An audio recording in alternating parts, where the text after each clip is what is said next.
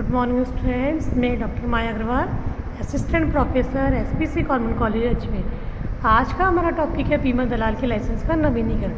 अभी तक पिछले क्लासेस में हमने देखा है कि बीमा एजेंट और बीमा दलाल दोनों ही व्यक्ति बीमा कंपनी के लिए कार्य करते हैं और एक मध्यस्थ के रूप में भूमिका निभाते हैं। जैसा कि हम ये डिस्कस कर चुके हैं कि बीमा दलाल जो कार्य करता है बीमा का, उसके लिए उसे लाइसेंस लेने की आवश्यकता पड़ती है और किसी भी बीमा दलाल को लाइसेंस जारी करने के बाद उसके लाइसेंस की वैधता की अवधि शामिल 3 वर्ष मानी गई है और जैसे ही उसके 3 वर्ष पूरे हो जाते हैं उसके लाइसेंस की वैधता की अवधि समाप्त हो जाती है। तो इसके पश्चात बीमा दलाल को पुनः उसका नवीनीकरण करवाना पड़ता है। यानी बीमा दलाल यदि बीमा के व्यवसाय को चालू रखना चाहता है तो उसे क्या करना है, अपने लाइसेंस को रिन्यू कराना है, उसका वापस नवीनीकरण करवाना है। यदि वह लाइसेंस का नवीनीकरण नहीं करवाएगा तो वह बीमा दलाल के रूप में कार्य करने नहीं पाएगा।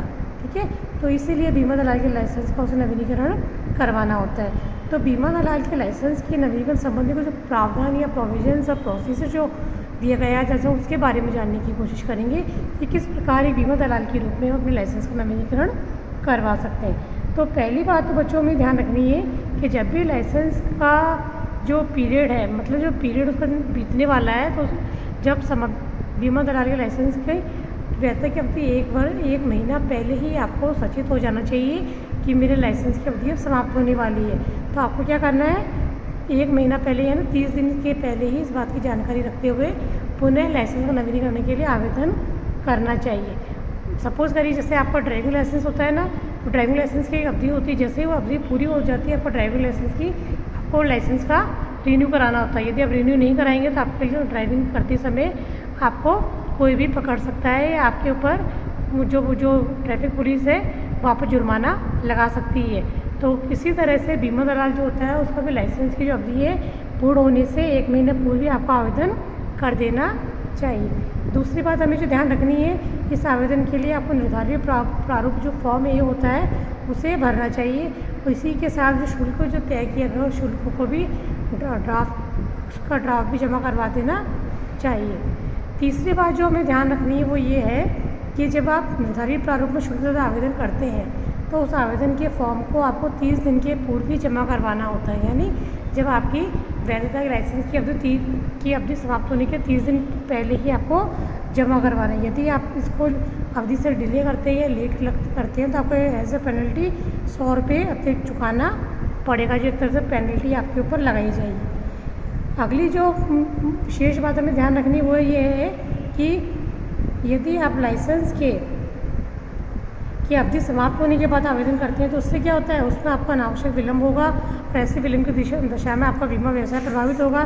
तो इसका सबसे बढ़िया तरीका ये है कि आपको क्या करना है, 1 महीना शेष रहने के समय ही लाइसेंस के लिए नवीनीकरण आवेदन कर देना है।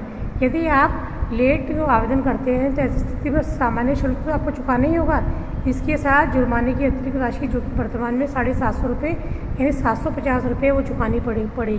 तो इसलिए आपको क्या करना है, आज बीमा दलाल की स्थिति में आप कार्य कर रहे हैं तो आपका वैधता की जो लाइसेंस की अवधि 1 महीना रह जाए तभी आपको पुनः नवीनीकरण के लिए आवेदन कर देना। उससे क्या होगा, आपका सही समय पर लाइसेंस का नवीनीकरण भी हो जाएगा और जो अतिरिक्त राशि 750 रुपये आपको वो भी नहीं चुकानी पड़ेगी। इसी के साथ जो अगली बात है वो आती है प्रशिक्षण। यानी आपको जो लाइसेंस के नवीनीकरण के बाद आपको 25 आवर्स यानी 25 घंटों का सैद्धांतिक प्रैक्टिकली और थ्योरेटिकल ट्रेनिंग लेनी होती है।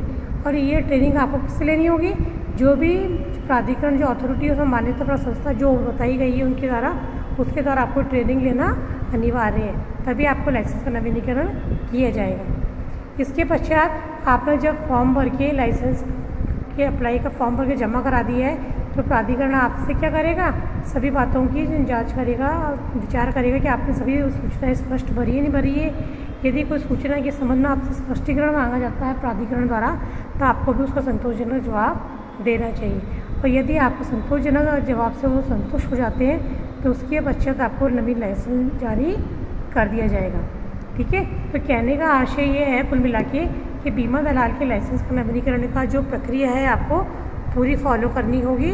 उस प्रक्रिया को करने के पश्चात आपको प्राधिकरण द्वारा नवीन लाइसेंस प्रदान कर दिया जाएगा और आपके जो नवीन लाइसेंस जो आपको दिया गया है उसकी अवधि भी पुनः 3 साल की मानी गई है। तो भी इस नवीनीकरण के लाइसेंस आप पुनः 3 साल तक बीमा व्यवसाय कर सकते हो, और जैसे आपको 3 वर्ष पूरे होने वाले हो फिर आप नवीनीकरण के लिए आवेदन कर सकते हो। तो इस तरह से बीमा दलाल अपने बीमा व्यवसाय के लिए लाइसेंस का नवीनीकरण करवा सकता है और अपने व्यवसाय को सुचारू रूप से चालू रख सकता है।